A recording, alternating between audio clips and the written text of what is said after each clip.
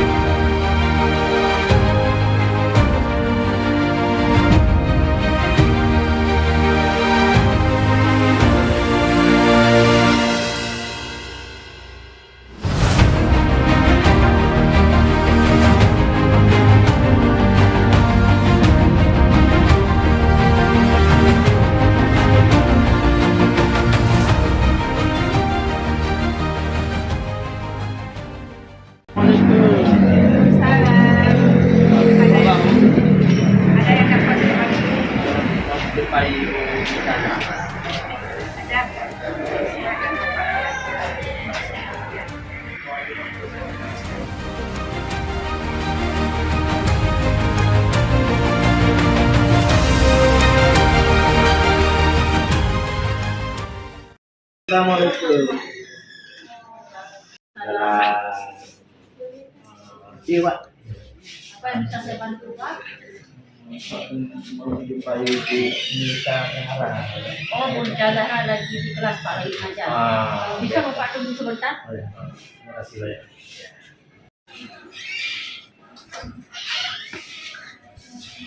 Assalamualaikum.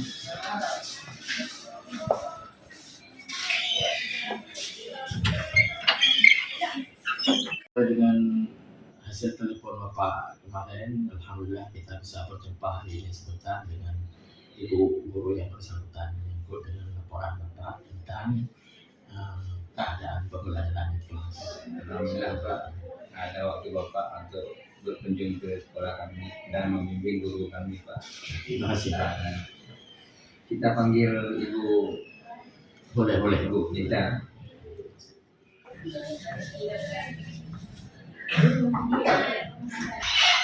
Assalamualaikum. Masuk. Iya, Pak. Pak Abu, apa kabar? Alhamdulillah. Sehat, Bu? Alhamdulillah sehat, Pak. Apa ada yang bisa Ini saya bantu? Ibu. Nih, Bapak Abu pengawas saya kan. Kemarin kami ada ngomong-ngomong dengan Bapak Ibu. Iya. Jadi Bapak mau melaksanakan supervisi klinis dengan metode coaching. Jadi kebetulan kemarin Pak Abu ada observasi di kelas, jadi ada saat Ibu mengajar, Pak Abu ada hal yang ingin Bapak Abu sampaikan secara coaching bersama dengan Ibu. Jadi itu aja, tidak ada masalah lain. Baik, Bapak. Nita Sahara. Iya, Bapak. Ibu pelajaran apa? Saya fisika, Bapak. Fisika di kelas berapa? Sekarang saya ngajarnya di kelas 3 dan kelas 1. Oh ya. Begini Bu, Ya, ada laporan dari Pak Kepala Sekolah menyangkut dengan proses pembelajaran di sekolah kita selama ini. Terlihat banyak siswa ketika beliau melakukan monitoring di kelas, ibu di sini sedang mengajar, sehingga ada anak yang tertidur, kurang semangat di dalam melaksanakan pembelajaran, kemudian sehingga menyebabkan kurang bersemangat, hilangnya motivasi daripada siswa, sehingga menyebabkan turunnya prestasi belajarnya. Kemudian juga beliau melaporkan bahwa kinerja guru kita selama ini berapa menurun. Apakah benar yang disampaikan Bapak Kepala Sekolah ini, Bu? Kalau menurut saya pribadi, Bapak, mungkin ada benarnya yang disampaikan oleh Bapak Kepala Sekolah. Ya. Saya selama ini mengalami, mungkin karena selama ini saya sendiri mengalami berbagai kesulitan dalam proses pembelajaran di kelas, Pak. Kalau karena saya kan Pak ngajar fisika Bapak kan. Ketika saya mengajar fisika, anak terlihat tidak aktif di kelas, kurang aktif. Ada yang aktif sih Bapak, cuman terlihat banyak yang tidak aktif. Mungkin karena pemahaman tentang materi fisika itu sendiri atau konsepnya susah dimengerti oleh anak. Kalau saya rasa, dan juga anak-anak sedikit banyak yang pemahaman matematikanya kurang Pak. Jadi dalam menyelesaikan persoalan-persoalan perhitungan di fisikanya kesulitan. Saya juga kesulitan. Ya. Tentang apa tadi menyangkut dengan pembelajaran matematikanya yang rendah ya, menyebabkan ibu kewalahan dan kesulitan dalam mengajar. Kira-kira metode yang digunakan selama ini ada mengarah ke metode-metode praktikum atau bagaimana? Selama ini saya mengajarnya Pak, masih menggunakan metode ceramah, metode dilarang langsung dengan murid dan guru saja Pak. Praktikum saya jarang melakukan praktikum Pak. Oh ya, kira-kira kenapa ibu jarang menggunakan praktikum? Pertama mungkin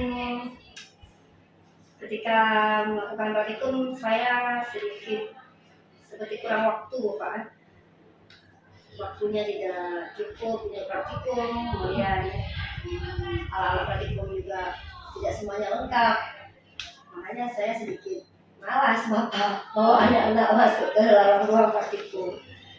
Mungkin karena terbatasnya alat-alat praktikum, nantinya ada nggak solusi yang bisa ibu ganti dengan kejadian ini? Misalnya apa yang telah ibu lakukan tentang alternatif daripada kurangnya alat praktikum? Selama ini ada beberapa kali saya mencoba untuk merangkai sendiri, karena kan saya ngajar kalau di kelas 3 masalah listrik Bapak. Jadi rangkaian listriknya sudah saya coba untuk rangkai sendiri. Cuma kadang saya kewalahan, malas. Ini bukan malas sih Bapak, karena saya mencoba kadang mencari komponen-komponen listriknya itu susah didapat kalau kita beli di luar gitu ya. Kalau di sekolah ada, cuman begitu kita rangkai ada yang tidak ada. Misalnya kadang saya butuh bola lampu yang kecil, bola lampunya tidak ada, jadi ya sudah, kadang saya langsung melanjutkan materi terus. Jadi tidak buat praktikum, cuman sampai soal perhitungan langsung lanjut materi Bapak. Menyangkut dengan pembelajaran matematika anak-anak, bagaimana penguasaan matematiknya? Karena kan penting kan belajar matematik dalam menerapkan fisika kan? Ya, selama ini saya lihat di kelas, kadang begini Pak, misalnya saya suruh buat hitungan fisika gitu Pak kan, orang ini sudah bisa membuat, diketahui misalnya rumusnya udah tahu, ini rumus yang mana yang cocok untuk menyelesaikan masalah ini. Begitu sampai ke perhitungan, anak-anak sudah tertahan, pembagiannya tertahan, perkaliannya lama, kadang ada yang bisa loh Pak, cuman banyak yang tidak bisa. Jadi saya sedikit butuh waktu yang lama untuk menerangkan bagaimana cara untuk memperoleh hasil dari perhitungan tersebut. Gitu. Mungkin alternatif yang bisa ibu lakukan kira-kira untuk mengantisipasi hal yang begini selama ini bagaimana? Saya rasa nanti ke depannya saya akan coba konsultasi dulu dengan mereka sejawat yang guru mata pelajaran matematika ya, supaya nanti ada penekanan dalam ketika guru matematika mengajar tentang perkalian, perhitungan, pengurangan, notasi ilmiah, biasanya di situ Pak masalah di fisika. Dan nanti insya Allah juga saya akan ketika saya mengajar mungkin saya akan lebih sedikit fokus kepada anak-anak yang belum paham tentang cara perhitungan. Jadi Bu Dita, insya Allah kita sepakat melakukan perubahan ini yaitu dengan sistem pembelajaran taruh di kelas dan tidak boleh ada rasa malas. Kemudian bagaimana upaya untuk meningkatkan pendidikan di sekolah kita, anak-anak menjadi lebih baik dan meningkatkan nilai prestasinya. Terima kasih Bu atas segala informasi. Saya juga berterima kasih Bapak atas penguatan yang telah Bapak sampaikan. Semoga kedepannya saya juga bisa mengembangkan diri lebih baik lagi dalam pembelajaran. Terima kasih Bapak. Terima kasih.